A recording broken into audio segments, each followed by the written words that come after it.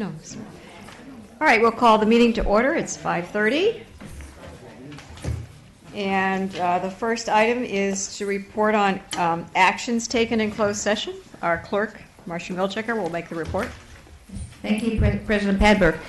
On a 6-0 vote with Trustee Jim Wright absent, the board authorized 40% reassigned time for the District Faculty Association President to serve as the conference chair for the CFT/CCA annual conference and to be reimbursed.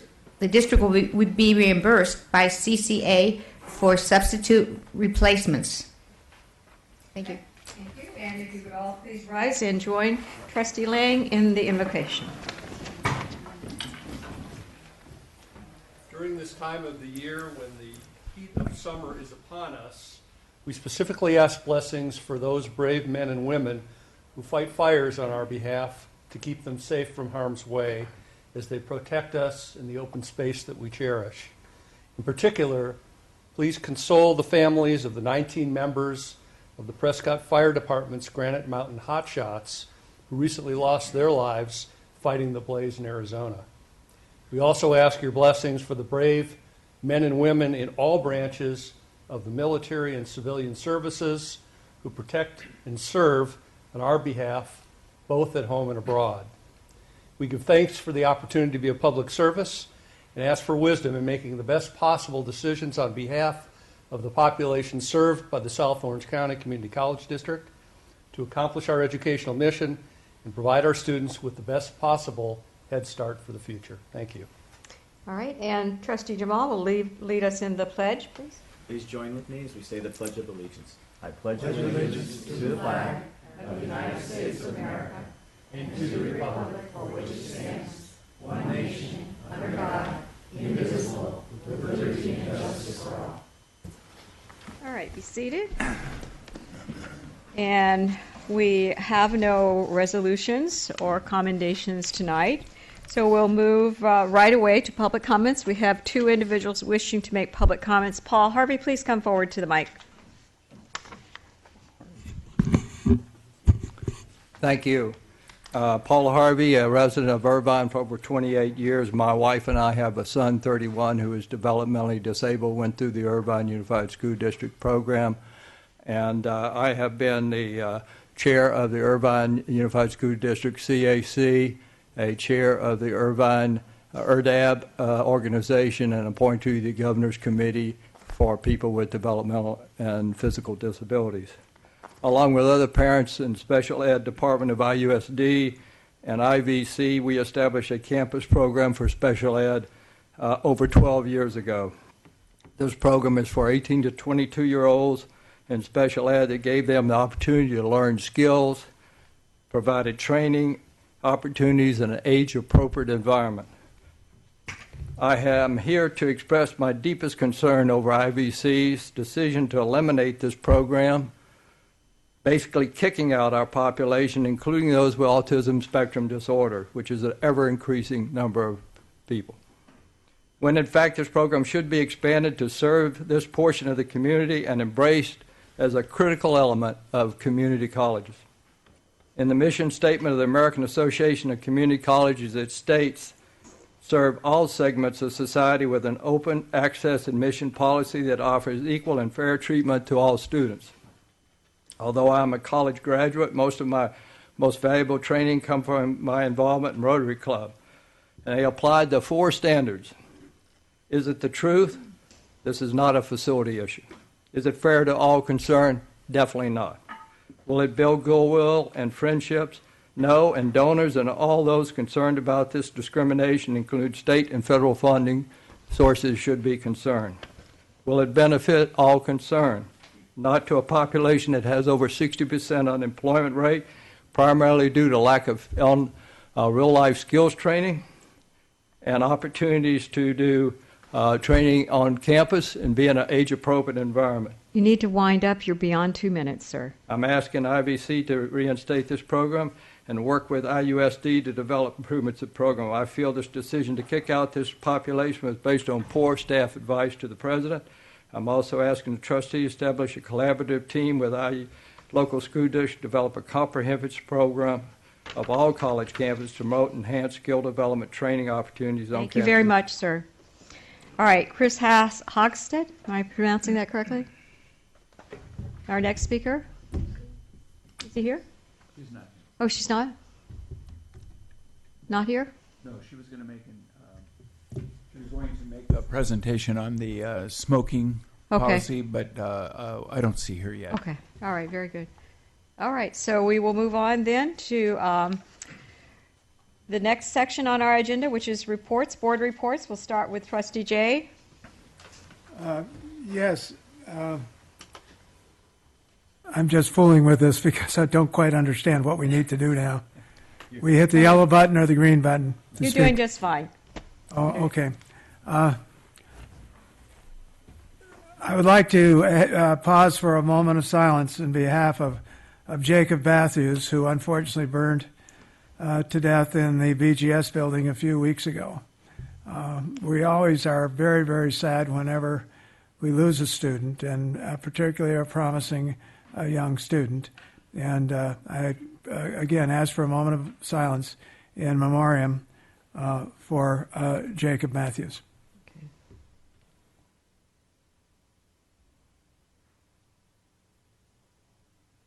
Thank you. All right. Trustee Jemal. Thank you, Trustee Jay. I appreciate you raising that issue before the board. At a place that usually is the next step in the destination of a student, it ended up being the last place for that student. And you never want to see that, and particularly at a place like our campus. It's been a tough month. We also I learned a couple of weeks ago that one of our assistant baseball coaches, Chris Malik, lost his mother tragically in an automobile accident.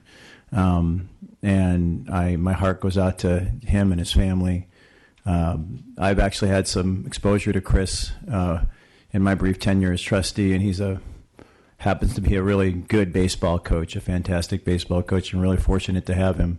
And I was very sorry to see his mother taken away from them quite prematurely in a kind of a freak accident. So I'm sure that all of the Saddleback family is saddened by that, and the entire district, and I was as well. On that note, I'm looking forward to the next week to have the summit focus on the future of ATEP and IVC. It's an exciting opportunity to plan the next phase of the Advanced Technology and Education Park, and I know many people in this room will be participating in that effort, and I'm sure that hopefully others in the community as well. Thank you very much. All right. Trustee Milchecker. Yes, thank you so much. I just thought I'd mention a few things I attended since the last board meeting. One of them was Fiddler on the Roof at Saddleback College, and it was just incredible. It was a wonderful, wonderful performance. They were all volunteer students who tried out and made it into the performance. There were only 2 equity artists in the performance, and even the equity artist just got a little stipend.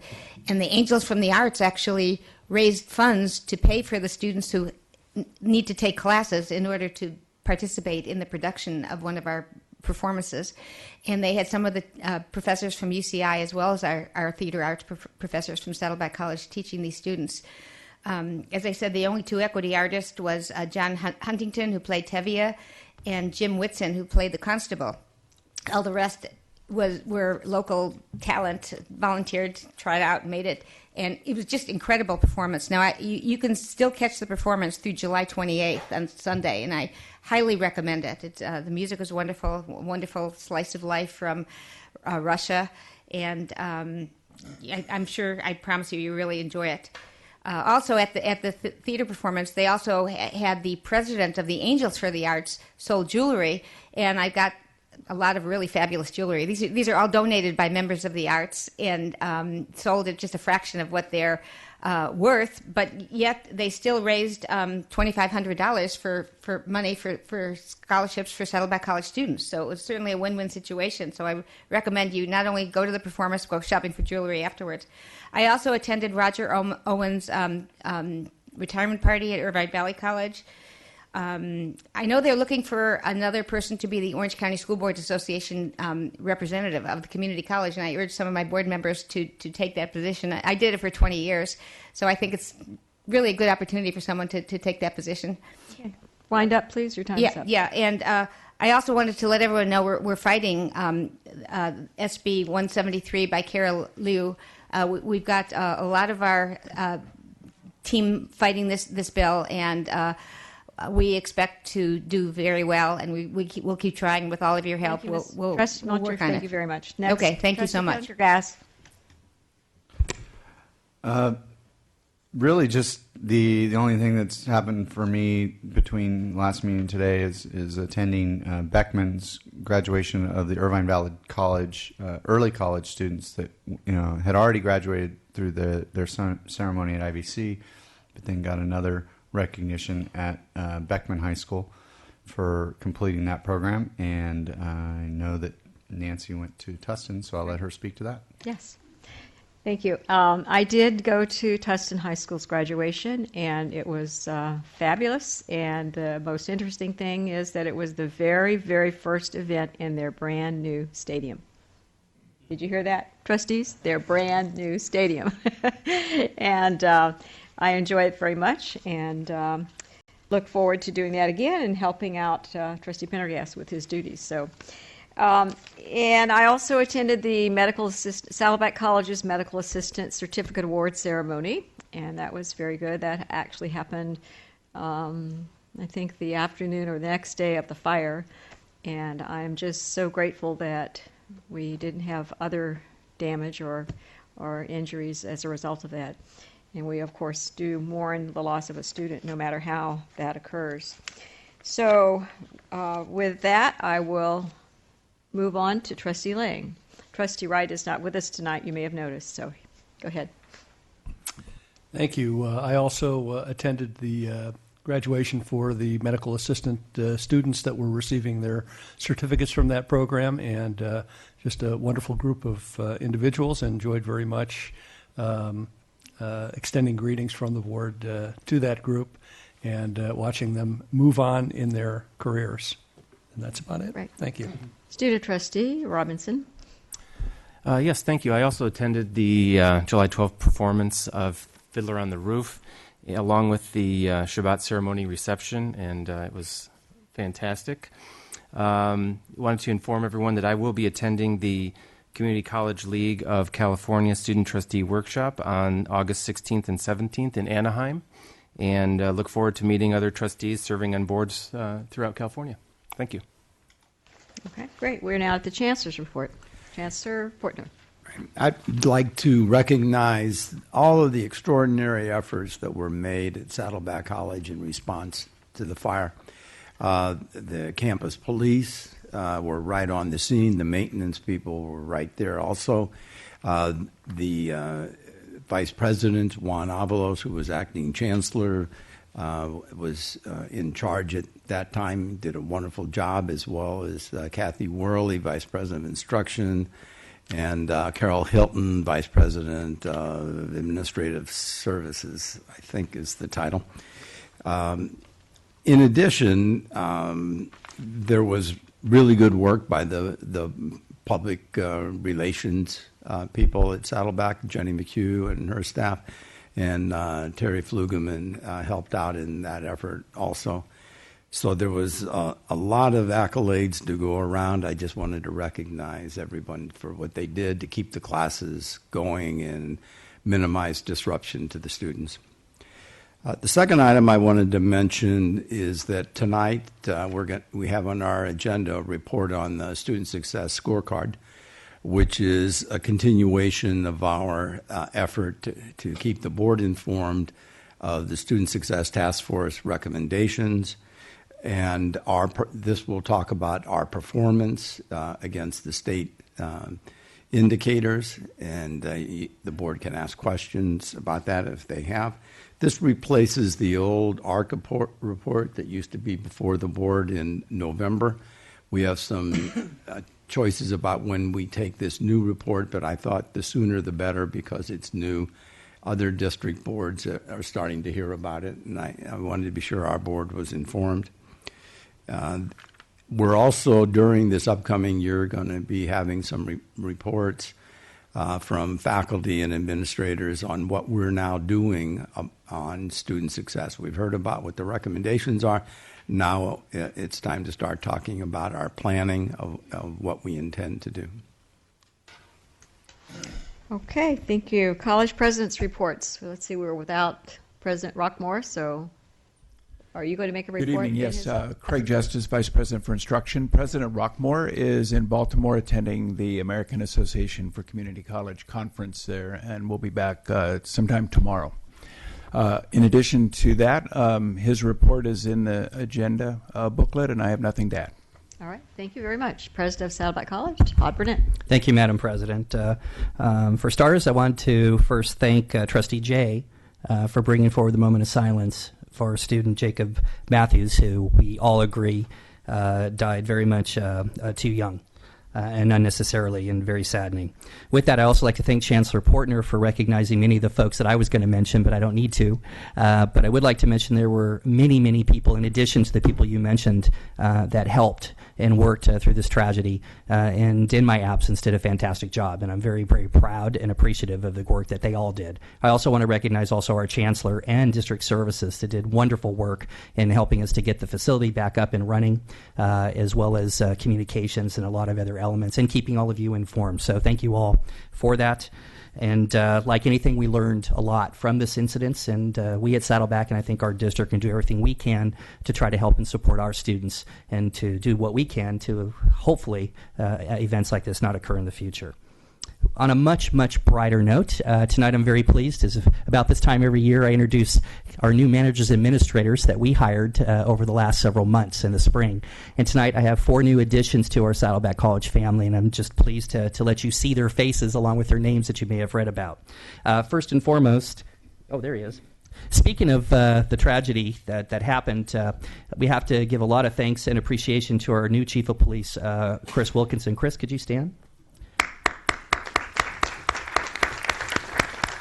You may recall that Chris was actually our interim police chief who came down and for several months and decided to actually apply for the permanent position. And we're just pleased that he's here. And he was only on the job for 2 weeks, and this incident happened, and they handled it so well. So thank you, Chris, and welcome to Saddleback.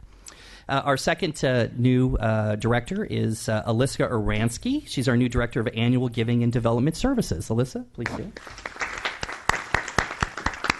We're pleased to have Alyssa. She hails from, she worked at the American Cancer Society for Orange County, as well as came from San Diego State University working in their foundation. So we're thrilled to have somebody with her caliber join our foundation and take it to the next level. Third, I'm very pleased, our new Director of Technology Services is Anthony Maciel. Anthony.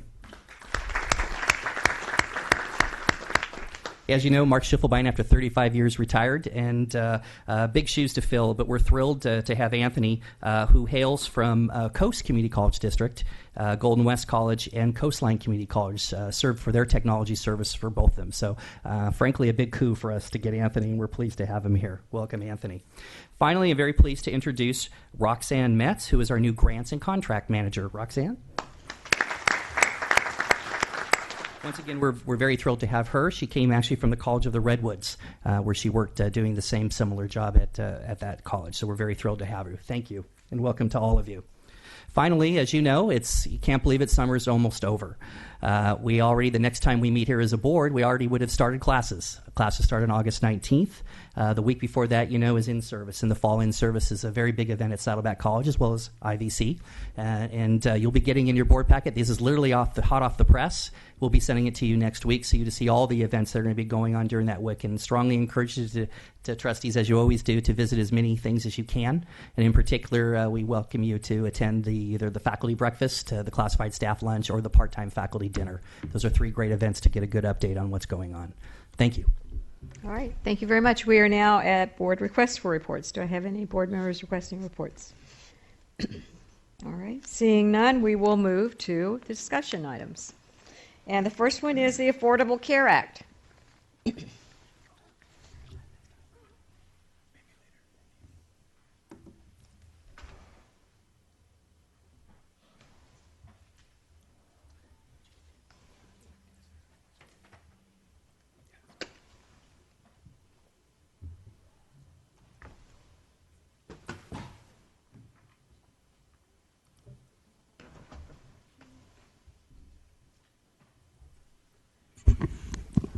Good evening, everyone. I'm Kim McCord, the Executive Director for Fiscal Services at the district. And shortly joining us, I hope, is our consultant, Vicki West. She's a First Vice President with Alliant Employee Benefits. She's our consultant for the district on our benefits, and she's been the one providing us most of this information and giving us updates, and she'll be here to help answer questions at the end of the presentation.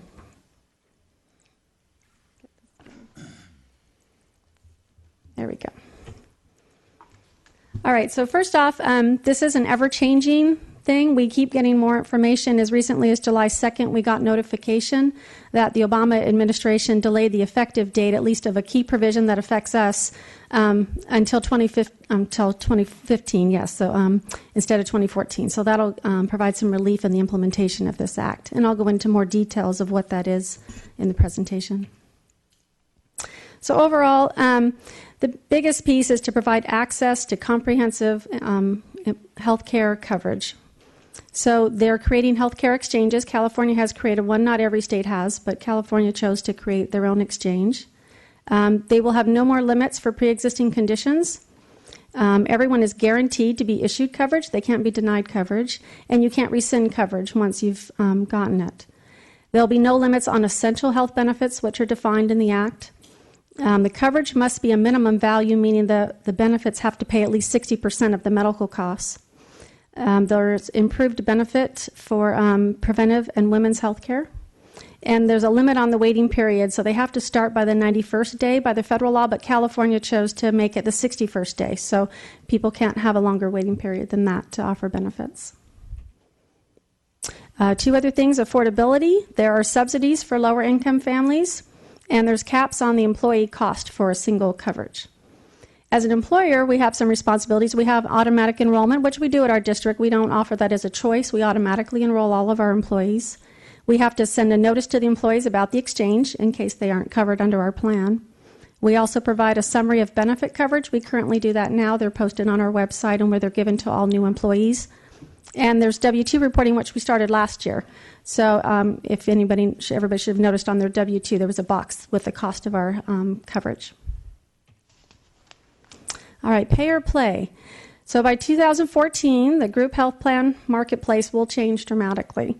There'll be penalties in place for large employers in the form of excise taxes. Employers must offer minimum essential coverage. There's the exchanges, now referred to as the marketplace, that's available for individuals and small group policies. And there's an individual mandate for most individuals to be insured, otherwise they may get a tax. There's also a lot of revenue-raising provisions in the forms of fees and premium rates. So what is pay or play?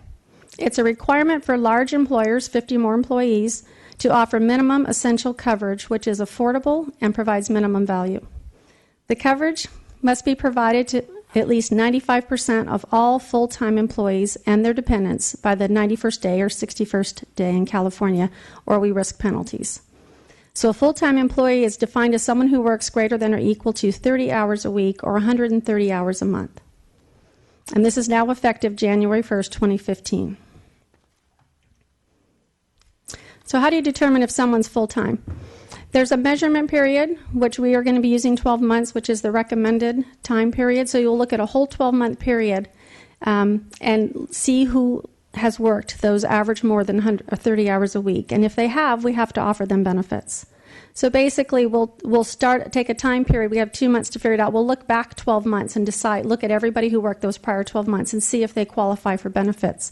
And then we have to enroll them in our plan for that same 12-month period.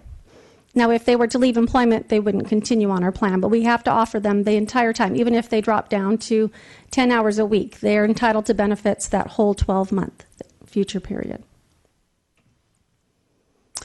So determining full-time stats, it's a little complicated because first you need to look at the hours people worked, but you also have to include any time off that was paid, including vacation, sick time, jury duty, and you also include unpaid time. Our breaks are one area, like when we're closed in December, we'd have to include that as if they had worked. We can't kind of take a bonus that we were closed, so those hours don't count. We have to assume that they would have worked those normal hours during those periods. So we take the total hours, those two items combined, and divide it by the number of months in the year to see if they averaged the 130 hours. So we will be tracking all hours worked to determine the full-time status here. So some of the implications of the Affordable Care Act are penalties for not providing coverage, which is an excise tax. There's additional cost to cover new employees that maybe we didn't cover in the past. There's a Cadillac tax, and also the revenue-raising fees. So I'm going to go over each of those. First is the excise tax for not providing coverage.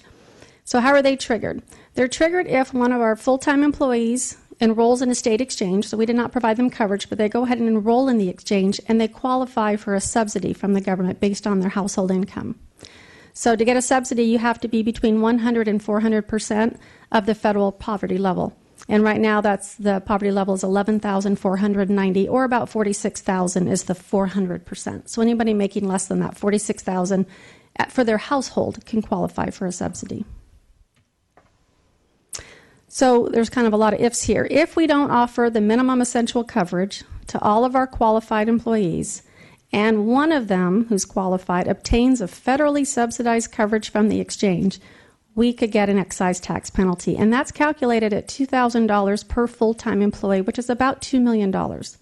So it's a substantial penalty for missing. Now, there's a little wiggle room because they do say at least 95%. They understand, 1 and 2, you might miss a few, but in general, you have to cover everybody. Costs to provide additional coverage. So we did kind of do an analysis looking back the last year to see how our employees are working. And we do have a lot of temporary employees that we hire through the year. We did find there were a few employees that on average worked more than 30 hours a week. So they would have met the full-time definition. And to give all of those employees coverage would cost about $400,000. We also looked at the folks between 25 and 30 hours, since there's a very high potential on any given time that they would fall above that 30 hours. And to add all of those employees is another $1.5 million. So we do have a lot of potential out there if we don't look at how we're doing business. And because of their hours being so low, and most of them aren't making large wages per hour, they would qualify at least singly for a subsidy, and so very well could trigger the penalty for us. Next is the Cadillac tax. So not only do you have to provide coverage, but if you provide too good of a coverage, we can get penalized for that as well. This doesn't take effect until 2018, so we have some time. There is a health care premium cap that's $10,200 for individuals and $27,500 for families. Now, we use a composite rate here, so that's where we get into a little trouble. It's a rate kind of in the middle that everybody pays, so it's too high for the individuals, but it's below the family rate that's here. So effective 2018, there would be a 40% tax on the amount above this amount that's the cap. So this would be paid by the insurers or the third-party administrators, and then it would be passed on to us in our premium rates. So on our analysis, there was a potential of about 200 individual employees based on the cost we estimated in 2018 that would cost $1.3 million of a tax for the Cadillac tax, and there were only about 16 on our HMO plan, which is another $77,000. So, we're talking another $1.4 million potential if we don't change something by 2018. Now the revenue-raising fees. So this is another way to get some money into the system. The first is the patient-centered outcomes research fee. The first payment is due the end of this month. It's for self-funded and fully insured plans, and they pay the fees. It's $1 for every covered life, or another way they say is belly button, every dependent, every person covered on our plan. And it goes up to $2 a person next year. So this year, CISCA, who does our PPO plan, they're paying that fee from their reserves, and the HMO is paying the fee and then including it in our rates. It's fairly small cost, only $2,700, almost $2,800 this year, and it'll be about $5,500 next year. The second fee is just the annual fee paid by insurance carriers for the insured plans only, which is our HMO plan.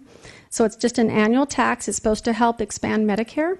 It begins next year based on this year's premiums, 2.46%, estimated at $440,000. So that definitely would be something added on to our premiums.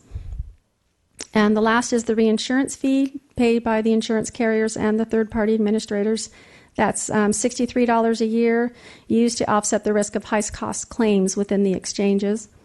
So that's only a 3-year fee, and it's estimated next year to be $158,000.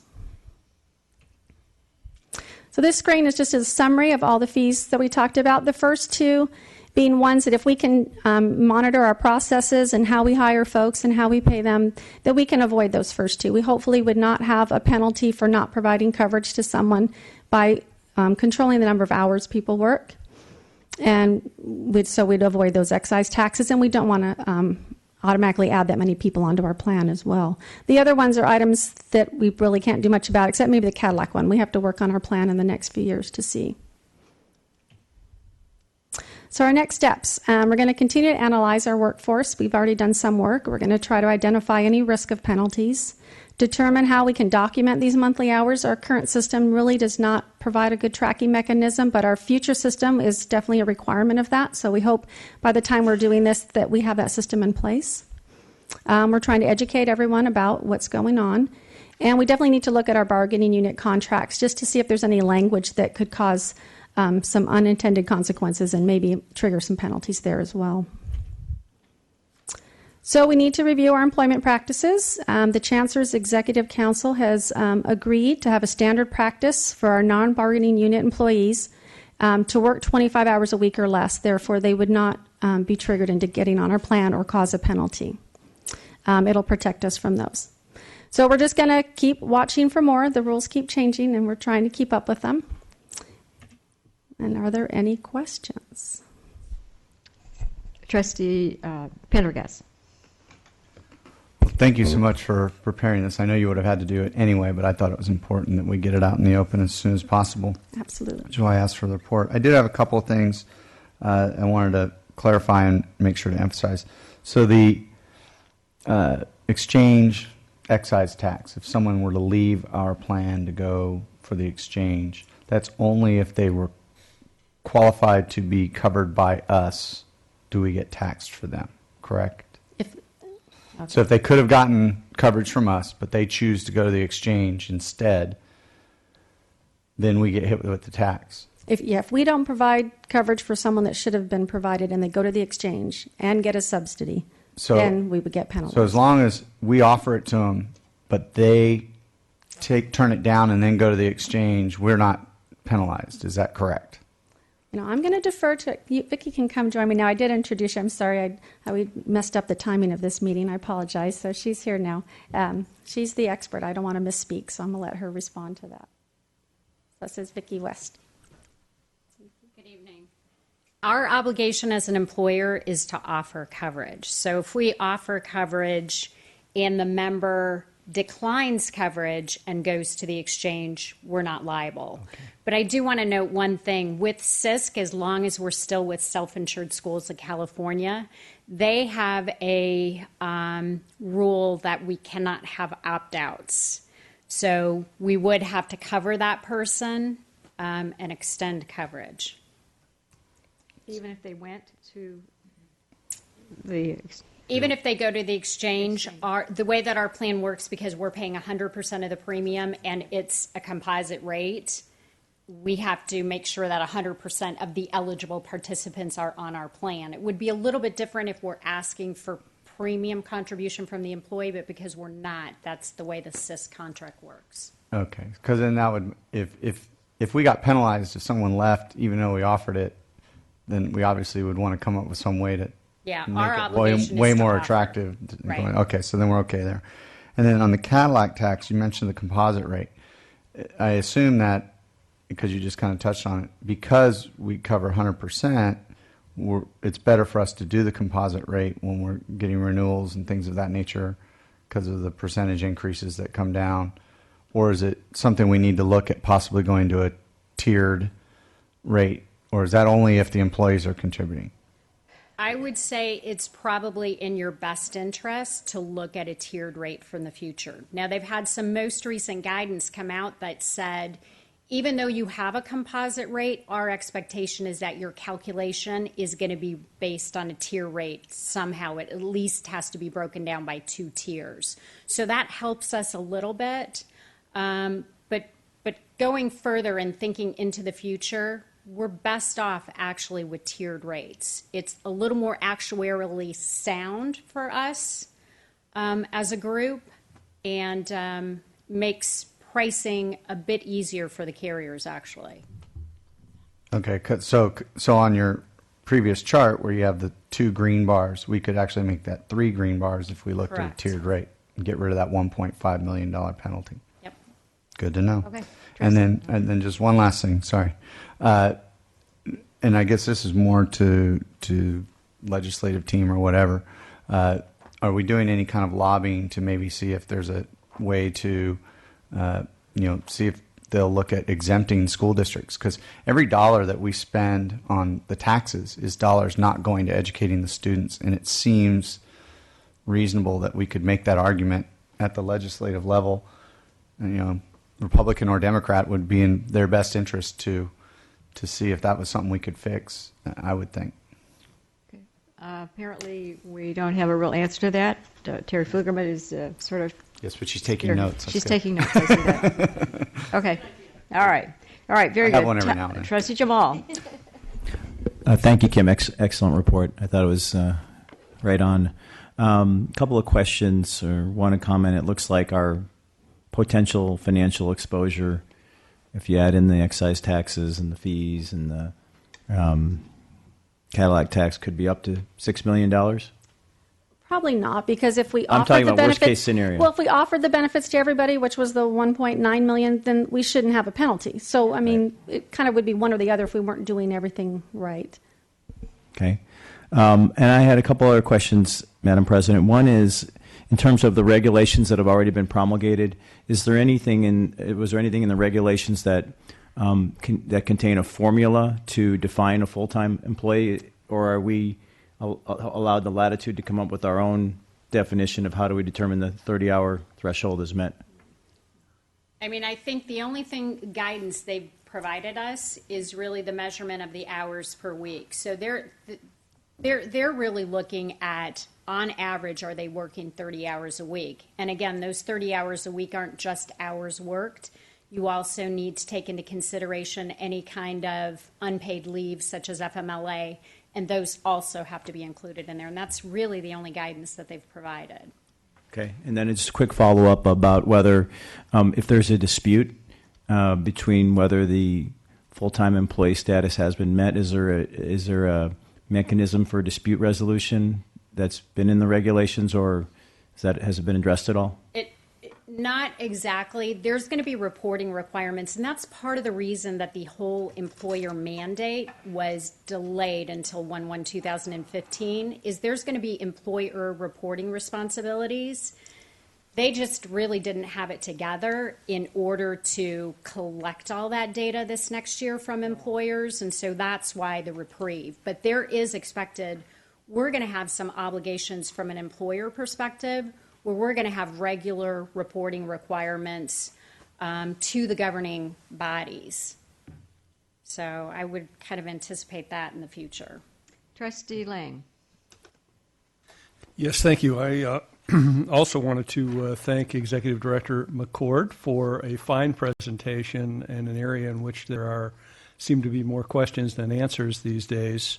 But a couple of things that you mentioned in your presentation I wanted to get some clarification on. One was you had mentioned that there's some difficulty now in terms of tracking hours. Well, obviously, we must be doing that for payroll purposes, but apparently it's a little different for Affordable Care Act purposes. Could you maybe elaborate on that a little bit? Mm-hmm. Our hourly folks that we're tracking turn in paper time cards, and it's for the month.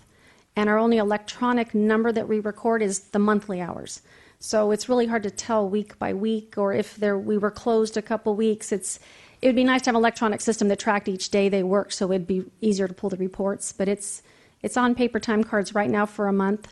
So we don't know if they only worked 1 week the month or they worked all 4 weeks. It's hard to tell. And are we in the process of converting from paper to? Well, we're looking at procuring a new system for finance and HR that would include an online time card entry system that would electronically track all this. So that'll help us quite a bit. That makes good sense.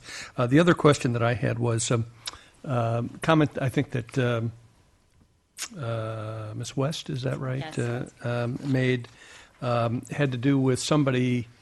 We having to mandatorily offer coverage through CISC, and yet that person could opt out and choose to go to the exchange for coverage as well, which presumably would be on their nickel. And I'm trying to envision a situation of why they would opt to pay for outside coverage when they're getting essentially free coverage from us. They wouldn't.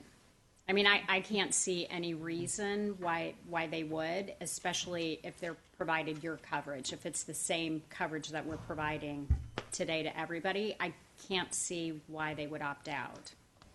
Okay, very, very good. And then I guess maybe one final question would be, you mentioned about the Cadillac coverage that we are theoretically considered to have for a select number of employees, and I'm trying to figure out who that is. It was based on the coverage for a single... Without mentioning no. names, obviously. It was based on the coverage for a single person versus family. So we found in our system we have 200 people that work here that they only have coverage for themselves. They don't have a spouse or children. So it was those folks that our composite rate was higher than that $10,000 for a single coverage. Okay. You have to be recognized to ask a question. All right. Are you finished? All right. Student Trustee Robinson. Yes, thank you. I'll be brief. As Trustee Jemal said, there seems like there's a lot of potential negative fiscal exposure. Do you, in your opinion, do you anticipate adversely affecting the quality of the health plans in the district as well? Not at this time. Okay, so you believe the quality will remain the same, but the cost could go up. Thank you. All right, thank you very much for a very enlightening report. I'm sure you'll be back, it sounds like. All right, we'll move to our next discussion item, and that is Saddleback and Irvine Valley College Student Success Scorecard.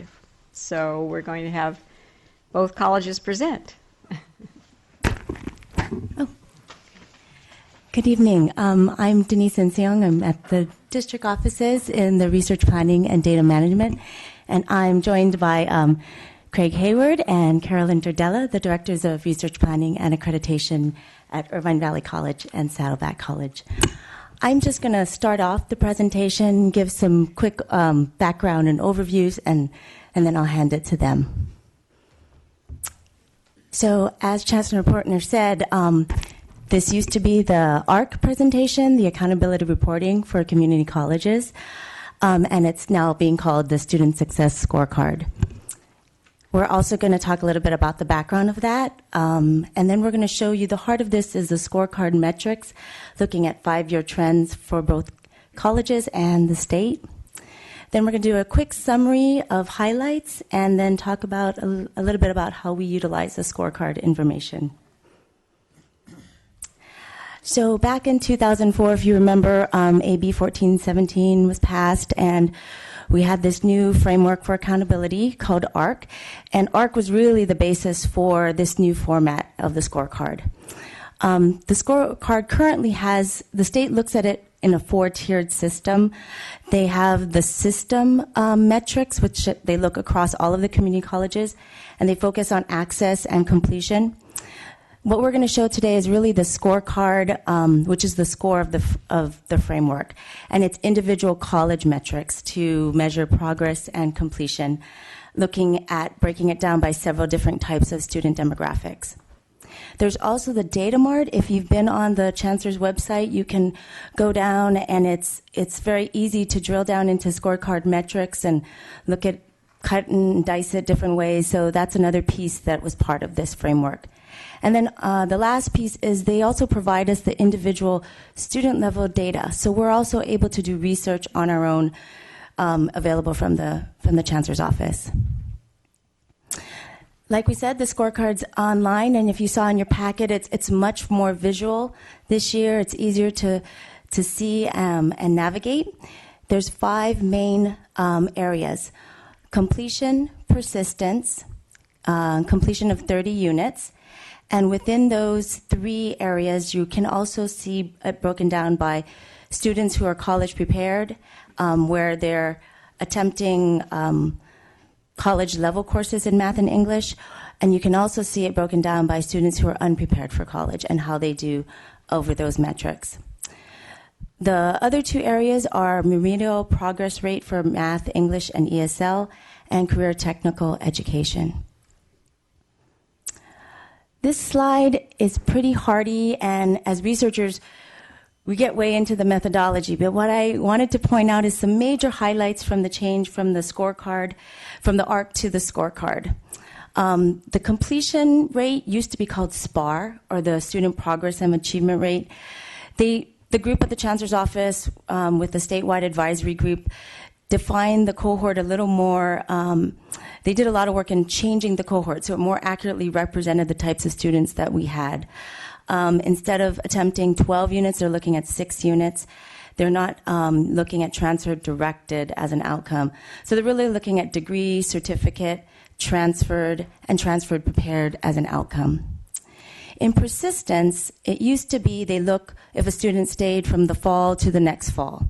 What they changed was they're looking now if they stayed 3 consecutive semesters, so fall, spring, fall, spring, fall, spring. So it's just a slight change in that metric.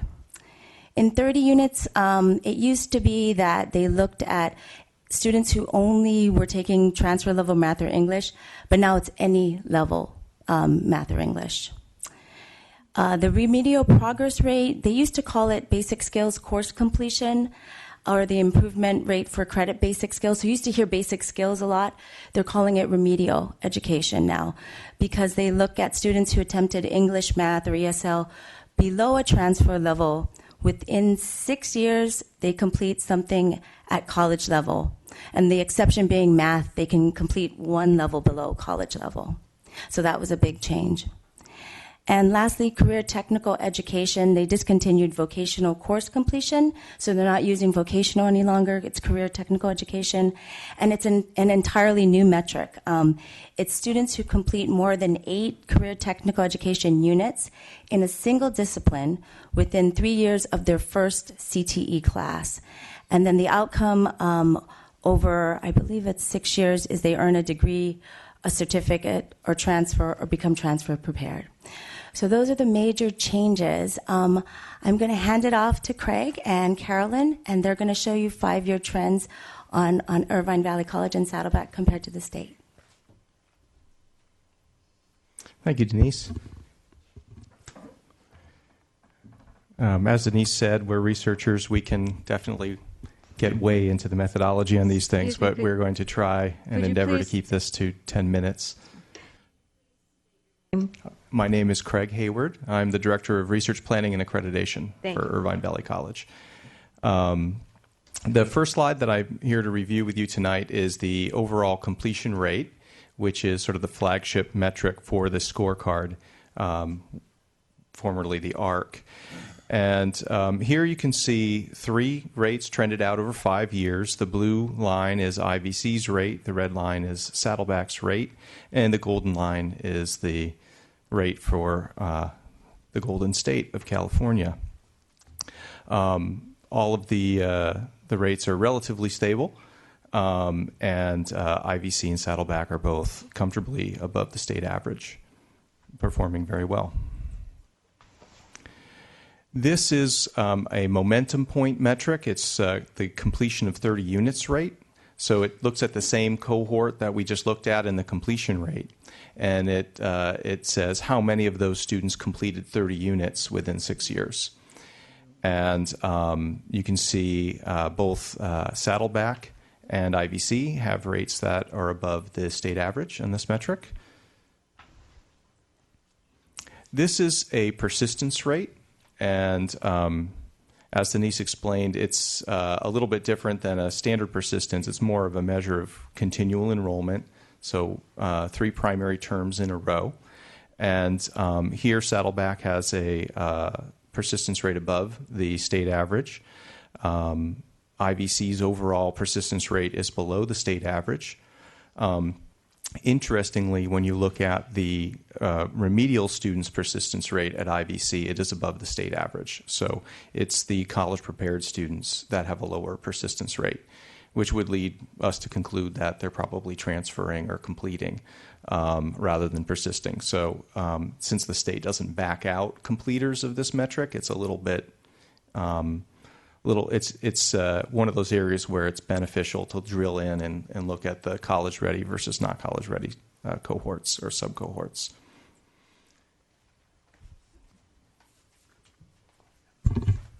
Hi, Carolyn Durdella, Director of Planning, Research, and Accreditation for Saddleback College. What we're looking at now is the math remedial progress rate for IVC, Saddleback, and the state of California. The next 3 slides are essentially the same metric for math, English, and credit ESL. And what it represents is a measure of progress and achievement for students placing below transfer level in each of those course identifiers, and it measures over a period of 6 years the percent of that group that actually went on to take and pass a college level class or a degree applicable class. And so what you see here in this metric is that both Saddleback and IVC perform considerably above the state average for remedial progress rate for math, and progress has been relatively steady over time. The next rate again here we're seeing is remedial progress rate for English, and you see that both Saddleback and IVC perform above the state average, with IVC demonstrating exceptional performance on this metric. This is the remedial progress rate for credit ESL. So these are classes that are ESL classes that can be taken for credit. And so what you see here is that both Saddleback and IVC have had relatively stable performance over time. However, it is slightly below the state average on this metric. One thing you'll note on this metric, it's certainly the case for Saddleback, and I'm guessing it's the case for IVC, is that when you break this metric out by age group, you'll see that our younger students in this category perform at or above the state average when compared to our older students, 25 years of age and above. And so we, in general, attribute that to younger students having different educational goals than perhaps the older students. The last rate we're going to look at is the overall CTE completion rate for IVC, Saddleback, and the state of California. And what this measures is it captures a percentage of the vocational completers. So we have students who enroll in a vocational program. They take more than 8 units in the same discipline over a period of 3 years, and then the percent of those students who actually go on to complete a degree, certificate, or transfer within that period. So this rate captures those outcomes, but what it doesn't capture is perhaps an employment outcome, right? So let's say a student completes a concentration of courses within that discipline. They may not complete a formalized program of study, but they go on to get a job. They're not captured here. But essentially what we see here is performance that's consistent with the statewide average, with Saddleback being slightly above and IVC being slightly below. And so in summary, just a few points about the performance of the colleges. As I mentioned, the persistence rate of IVC students who are underprepared, who come in below college level in math and English, is above the state average. So that's an interesting point to note. The remedial progress rate, as Carolyn mentioned, for the traditional age college students in ESL is 52.6, which is quite a bit higher than our overall rate. This is a wide gap by the age groups, and it's one of the things that the scorecard has done sort of better than the old ARC, which has let us see the performance of these different groups and disaggregate those groups. So here this is speaking perhaps to a difference in goals between the younger traditional aged college students and our older ESL students who may not be seeking to complete the ESL sequence or to complete the mainstream English sequence. And then finally, the CTE rates at IVC. We have CTE programs that don't have an emphasis on certificates or degrees that are workforce requirements, like allied health degrees. So what we may see and what we are seeing when we cross-index our scorecard cohorts with our other surveys of CTE students is that we have students who are getting certification and who are getting journeyman status and trades, and those are outcomes that are not captured in the scorecard. So we're working with the state to see if we can't, integrate those data sources and get a more robust estimate of CTE outcomes for our cohorts. And for Saddleback, just a couple of things that I think are worth noting. I mean, you saw everything in the scorecard already. One of the things that we've been looking into is our remedial progress rate for English. And by downloading the data on demand and really looking at that data for Saddleback, we did discover that that rate only tracks one group of students at Saddleback, and it doesn't track another very important group who starts one level below. So we're going to be having that discussion at Saddleback about how best to capture that information for those students. So our rate is not fully reflective of our activity at the college. So that's one thing to keep in mind. And for ESL, our progress rate there in the credit side is obscured by the cohort size and the overweighting of our cohort in the 25 plus range. So that's another thing we're going to be taking a look at Saddleback. For us, we're above average on 6 of the 7 measures, so that's great news. And our dialogue at the college in our planning process is how do we pursue not only being above average, but being excellent. So our pursuit is for excellence at Saddleback. So that's what we've been engaged in at Saddleback.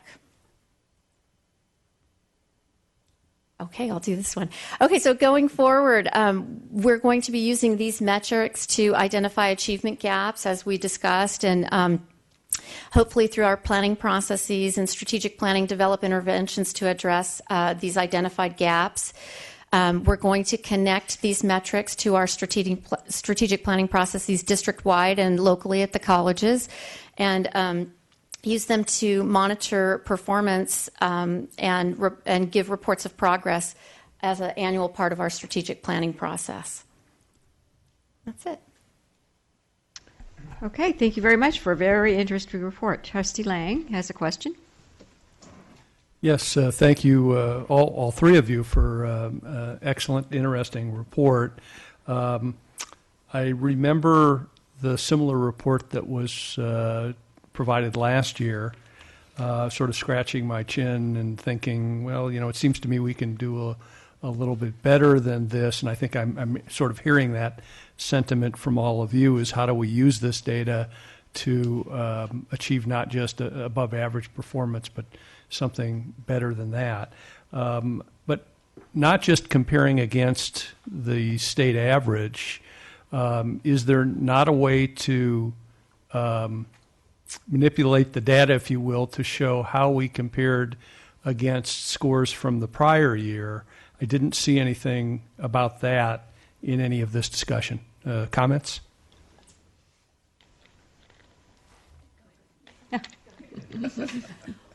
The trend lines were 5 years, so it would be the last 5 years for every metric. So you could kind of look at the bumps, I guess, on the trend line. But It's there. and also the metrics changed from the ARC cohort. So Yeah, no, I noticed there were some definitional changes that were made. I'm not certain exactly how that impacted the data per se, but I think I'm also hearing you say that we don't do a year-by-year comparison. Oh, yeah. We do. We look at 5 cohort years over time, right? So, and that was represented in each of the charts. But what we did not present was like percent increase year over year or percent decrease. That is possible to do. We could calculate that and present that as well. Any sense? Did we do better, worse? My sense is, and I'd have to go back to the slides, that there was maybe 1 or 2 metrics where the point from last year to this year declined. We've had relatively stable progress on most metrics and increased progress on 1 or 2 as well. So mixed results is basically what you're saying. Okay. Trustee Prendergast. Yeah, I just wanted to kind of get clarification on that. You're mentioning the 5 years, but the most recent year is 06-07.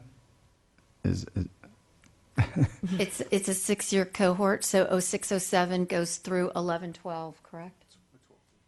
so that's when they started. Yes. Ah, very You good. have to finish the year to count it. So that's okay. That helps. I'm like, this is really old stuff. Yeah. All right. And then second, I just wanted to make sure, give some positive enforcement here, reinforcement, working together. The two colleges, very nicely done. That you guys put this together. In doing so and working together, did you find any areas that we could maybe highlight what works one place but not another, and kind of beg, borrow, and steal from each other, and say, hey, why are you guys up and we're not, and kind of work together on that? We definitely, sort of pooled our expertise when discussing the metrics and their meanings and how they're calculated and what could be happening at one college versus another. For instance, the remedial progress rate in English at IVC is, I think, the highest in the state.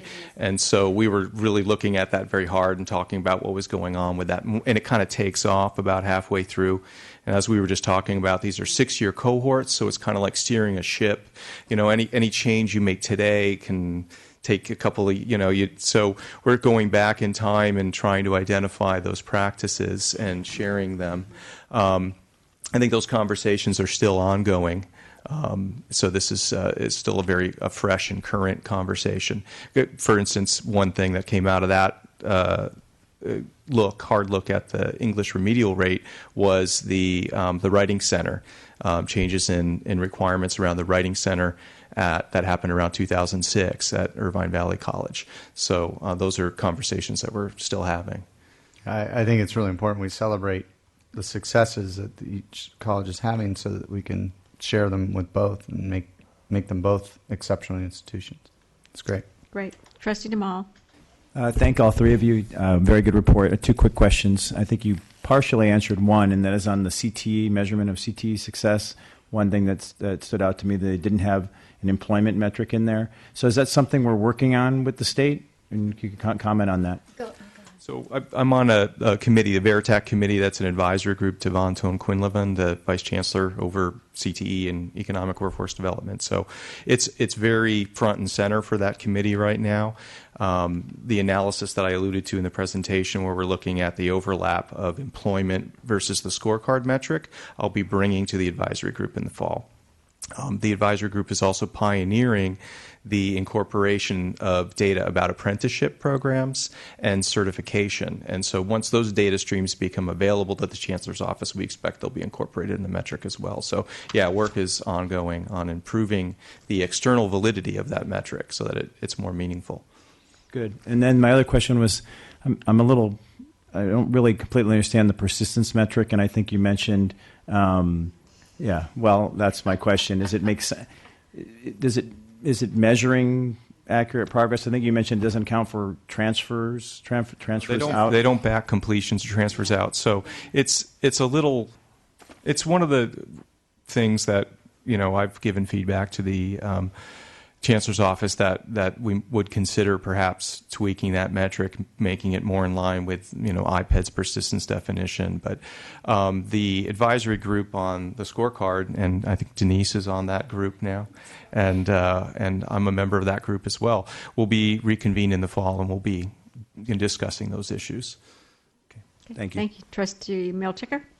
Yeah, thank you again. It's a very interesting report, and certainly interesting to see how well we do compared to most of the community colleges to all the rest of the community colleges in the state. And I want to point out to everyone that we do very well. We're not perfect, and we're working on those areas that we could improve on. I just wanted to point out, and I think it was, didn't Craig and Brenda Bourne come to us talking about the Writing Center at IVC? And as you mentioned, IVC is the best in the state in an improvement in writing in our remedial students. And I think the Chancellor pointed out that this is really shows everyone how important it is how vital it is to have just a fabulous professor in the classroom work with our students, and that's what really makes the difference is the professor working with the students will really help us improve, and I want to thank everyone for doing that, so thank you.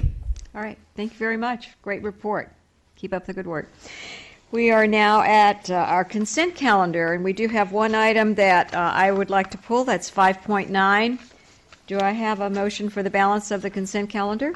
So move. Second? Okay, got two seconds there. Trustee Jay seconded, I believe, first. All right, so with that, let's all vote on the consent calendar minus. We pulled 5.9. Does anyone have any more pulls? No. Okay, so let's vote on the balance of the consent calendar. All right. The matter carries with one trustee absent, and that would be not Trustee Fuentes, that is Trustee Wright. So we've a little problem. Is it showing correctly down there? Yeah. Okay, perfect. Thank you. Up here it isn't. All right, so we will now discuss 5.9. This is a very large ticket item, and I really do not believe it should be on a consent calendar. So who would like to present this? This is a contract for $3 million. Bob Ramucci, okay, go ahead.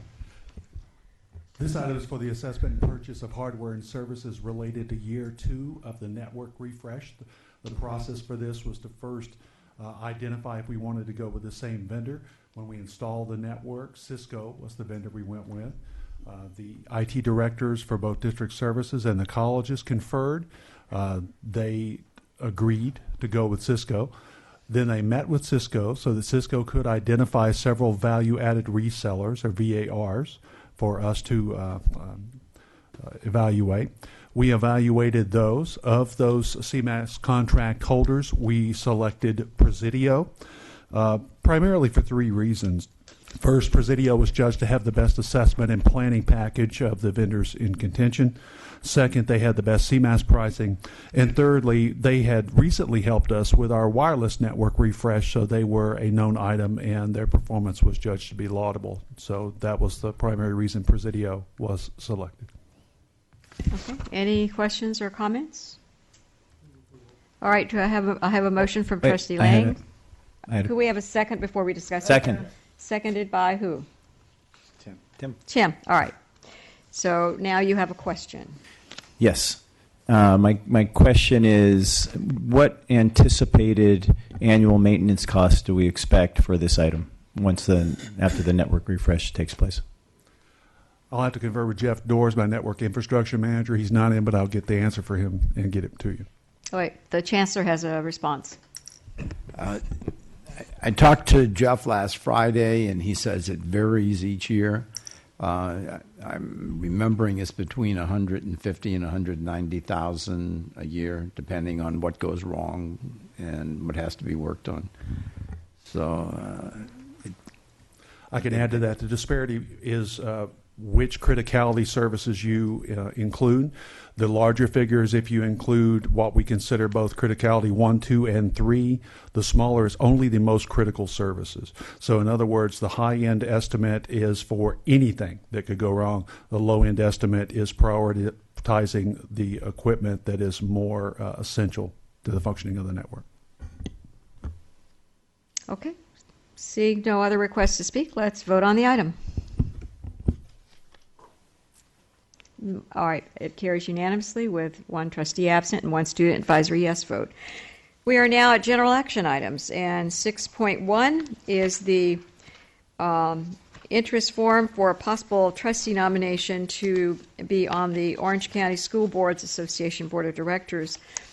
And I don't know if any trustee would be interested. I know that Trustee Wright has gone to many of those meetings. Did anyone talk to him about this, possibly?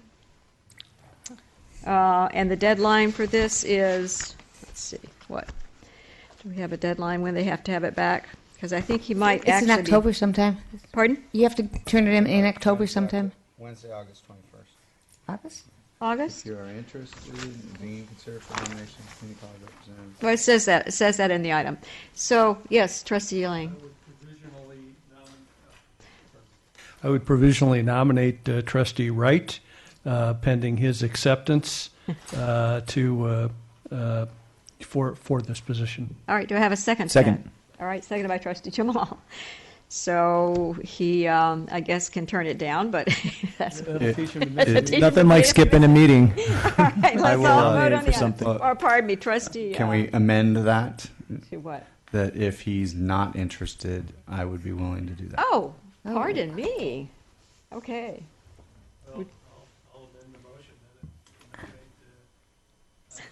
Nominate Trustee Prendergast. I second that. No, if he If- doesn't want to do it, Going to. I'll be the backup. You're not accepting my amendment. Exactly, as a friendly amendment as a backup plan. All right, do you accept the amendment, Trustee Jemal? He withdrew his amendment. No. No, he didn't. He kept No. Oh, I accept the amendment. Second. Okay, I think we're clear. Does everybody know what we're voting on now? Okay, let's vote on the item. Carries unanimously with one trustee absent and one student advisory yes vote. Very good. All right, we at 6.2, and these are board policy revisions for discussion and approval. Any comments or questions about any of these items? I'll move the item. Trustee Jay moved it. Do we have a second? I'll second. Trustee Milchecker seconded it. Trustee Jemal. Yes, Madam President. I think Trustee Lang discussed this a little bit at the last board meeting, where I think we approved it for review and study one or more of these items. What item are you The referring board to? compensation, Okay, that would be nice to know. which I believe was approved for review and study at the last meeting, and That's right. All of them are approved for review and study before they get to the point of approval. So Correct. all of these have been approved, not just the one item. okay. All right. And I want to echo the thoughts that the Trustee Lang mentioned at the last meeting, that I think the public should be aware that the action tonight would result in an increase in board member compensation. And I think there is justification for that. But I wanted to be out front on that, as I'm sure other members probably want to do the same thing. So I wanted to make note of that. It was discussed last time, and I pointed out that this board has rejected that extra compensation for many years when we have been eligible for it. Trustee Prendergast. Yeah, I just wanted to clarify, in the policy, it says pursuant to education code. Does that mean that this is where it should be, but we've rejected? That's what you're referring to when we've rejected That's it in correct. the past. That's So correct. now we're when basically your going compliant. FTEs are at a certain level, you are eligible for that, and that's what I'm referring to. So this was actually more driven by ed code than anything else. Correct. In that regard, and I think it is important, both Trustee Lang and Trustee Jemal, that and anyone else, that it is above board. It's not trying to be snuck through. We're not trying to, nefariously do anything, but it is pursuant to the ed code, and I think that's important to note. Trustee Lang. Just for the record, it wasn't that it's been rejected in the past, but it's never been brought up. That's right. To change particular compensation up until now. All right. Madam Chair? Yes. Sorry, Dan Walsh, Academic Senate, I'm Saddleback sorry. College. Yes.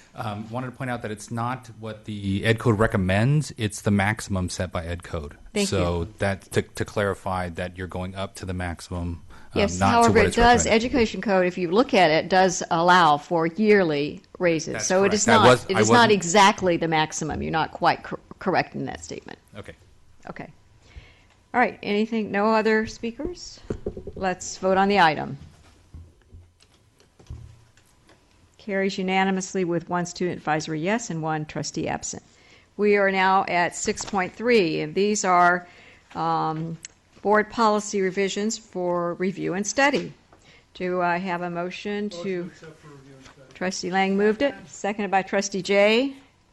Anyone wishing to address these or speak? Seeing none, let's vote on the item. Carries unanimously with one trustee absent and one student advisory yes vote. We are at 6.4, academic personnel actions. There's no changes in this item, but after the board approves it, we have an announcement. Okay.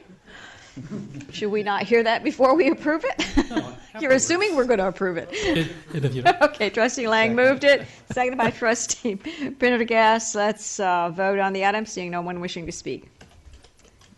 Carries unanimously with one trustee absent, one student advisory yes vote. announcement, please. Announcement is that Vice President Craig Justice would like to make one. The ritual is very rich. Thank you, Dr. Bouquet. I'd like to introduce Kathleen Greiner, who's our new Dean of Online and Extended Education. She's here in the audience tonight. And Kathleen comes to IVC very highly educated and very well experienced for this position. I did want to welcome her tonight. Welcome. And I'm assuming you couldn't announce that until we voted on the item and made her official. Is that right? Just to be on the safe side. Okay. All right. Thank you very much and welcome. 6.5, this is classified personnel actions. No changes. Trustee Jay moved it. There are no changes. Do I have second? Second by Trustee Lang. No. Trustee Jemal. Yes, I just want to congratulate Don Rickner on his promotion. I believe it's under this item, or not? It's in the... No? Yes. And I think it's an opportunity for the foundation to go to the next level with the additional staff person that was added tonight. So I look forward to the foundation growing and moving forward. All right. Thank you very much. Seeing no further questions, let's vote on the item. Carries unanimously with one trustee absent and one student advisory yes vote. Well, now we are at our reports. That's for information. 7.1. Anyone, student trustee member election, anyone have any comments about this report? Okay. Election will occur August 16th, 2013. Okay. The trustee orientation workshop. Let's go on to 7.2, and that's the basic aid report. And anyone have any comments or questions about this? This is a regular report that we get, so we're pretty familiar with it. 7.3, facilities plan status report. Comments or questions? Seeing none, we'll move on to 7.4. And if I can get that part, that's retiree trust fund report. Any comments or questions about that item? Yes, Trustee Lang, did you have one? Yes. Yes. Mike. My question on this item was we had approved for the full funding of the liability, but I noticed that we looked like paying for this in installments, and just curious about why that is, if any of our fiscal folks are here to comment on that. Oh, Kim, there you are. We decided it would be better to phase in the funding rather than put the whole money in and invest it all at once. So we're just doing it in 3 periods. So they wouldn't be investing that much money at one time. You know, the market's been going up and down. We just felt to put it all in at one time. It may be better to phase it in. Thank you. No other comments? We'll move on now. We are at reports from our governance groups. We'll start with Saddleback College Academic Senate. Dan Walsh, Saddleback College Academic Senate. Good to see everybody again. I'll be with you for the next year. Fire obviously dominated the instructional issues at Saddleback College. Special thanks to administration and support staff for finding replacement space for all the classrooms. I know that was a nightmare, and we had classes in here. We had classes in conference rooms. Faculty were very flexible in the process, and we seem to have survived it. There are some issues where we learned we need to work on to prepare for hopefully an event that doesn't happen again, but lessons learned. For academic year 2012-13, the Saddleback faculty development hours reported by faculty were over 10,000 hours for that year. These faculty development hours are above and beyond our instructional hours in the classroom, and it still doesn't account for our required college service hours as well. So I always like to point out that the faculty do a lot outside the classroom as faculty members as well.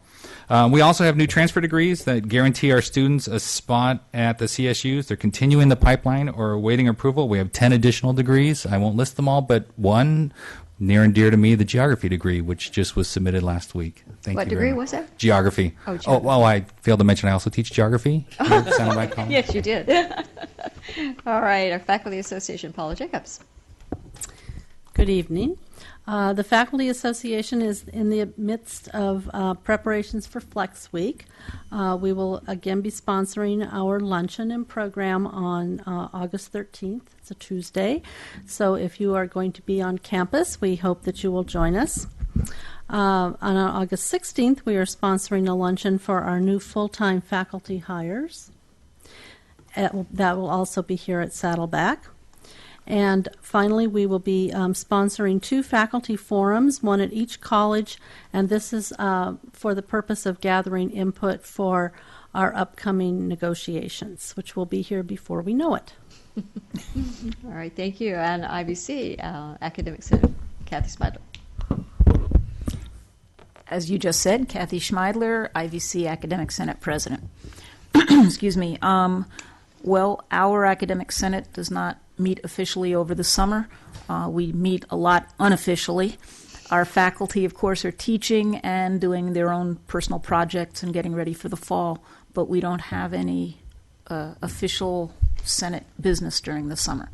However, we have a number of faculty members, including, but certainly not limited to, the Senate cabinet, who are working on a whole lot of college and district-wide projects. So as the committee work of the college and the district goes on, the faculty representation goes on, in many cases unpaid.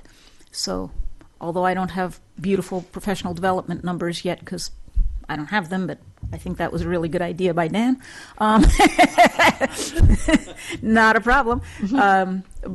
But clearly people are working on a lot of things, and we do it because we're faculty, and that's what we do. Great, thank you very much. We don't have our Associate Vice Chancellor of Economic Development here tonight, so we'll move to our Vice Chancellor of Technology and Learning Services, Bob Ricci. I neglected to mention when we were talking about the network that ultimately the result of this is going to be to move from a 2 gigabit per second network speed to a 20 gigabit network speed. So it will be future proofing as well. Could you just briefly mention the power outage and how well we did during the power outage? We just had a recent power outage here, right? Yes, we have an automatic generator backup for our servers, and that kicked in, and so we experienced no power outage locally. Well, the technology didn't, but other people around did, right? Yes. Okay, correct. Thanks. All right, our Vice Chancellor of Human Resources, Robert. Recently, our Human Resources HR specialist attended Camp Pendleton for our semi-annual job fair. So it took several of our classified jobs here for hopefully some veterans to apply for. Super, that's great. And our Vice Chancellor of Business Services, substitute. Deborah's on vacation, and there's no report. Okay, thank you very much. And we are now at Irvine Valley College, Classified Senate. Good evening, ma'am. My name is Vincent Cooper, and I'll be serving the following 2 years as president of the IVC Senate. And it's a pleasure being here, and I have no report today. Great. And our CSCA president. Thank you, Madam President. We, on behalf of all of CSCA, we wish to extend condolences to the family of Jacob Matthews. It's very difficult to lose any student, and it has quite an impact on the colleges and the district, because such an incident happens so rare, but when it does, it really does have that impact. But we did want to thank all those who responded and took care of matters in such a tragic situation, and they all should be commended for that. We also are getting ready, on a happier note, for our CSCA conference in Las Vegas, which begins this Monday. Okay, great, thank you. And our Saddleback Classified Senate President. Yes, thank you, Madam President, and thank you, trustees. My name is Mike Sauter. I am the new Classified Senate President for Saddleback College, and I'll be Classified Senate President for the next 2 years. So I look forward to working with you and addressing you and getting this opportunity to be here. Myself, I've been around the campus for a few years. I'm actually an alum. I've worked in many different departments on campus. Currently, I'm in DSPS, working with special services. And I just on a personal note, I've worked my ranks up through this place, and I just really feel privileged to be able to continue that experience, continue that growth in this new leadership role. I want to introduce our new executive council, and our president-elect for the next 2 years is Dennis Stalinsky. And our new secretary for the next year is Griselle Heredia. Dennis is from Financial Aid, and Griselle is from Admissions and Record. Our new treasurer, Lori Parra, and she works in EOPS. And of course, you know, our past president, Don Minio, over in the career. We'll be leaning on him for his expertise in the near future for sure. And then our members at large, Craig Connor and Gabrielle Landingham. Craig is in A&R and Gabby is in counseling. We are an executive team that is new to this, but we are energized and we're ready to get working. Our first act is our retreat, which we're planning next week. So we are starting our planning for the next year. And our first order of business is how to get people involved on campus. And so we're looking forward to that challenge. But thank you again. All right, thank you. That concludes our reports and our meeting. And I would request that we adjourn this meeting in memory of the passing of a longtime employee of the district, Marlene Engel. So with that, our meeting is adjourned.